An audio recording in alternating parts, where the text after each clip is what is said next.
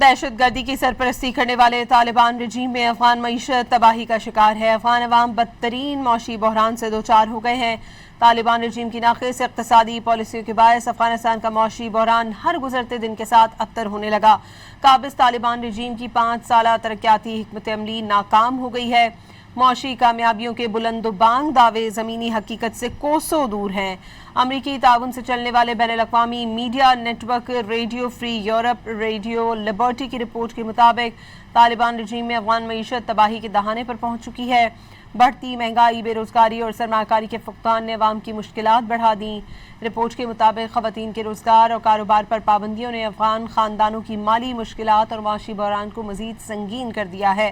عالمی ماہرین کے مطابق طالبان رجیم کی جانب سے دہشت گرد تنظیموں کی پشپناہی نے افغانستان کو سفارتی تنہائی کا شکار کر دیا، جس کا خمیازہ وہاں کی معیشت اور عوام کو بھگتنا پڑ رہا ہے۔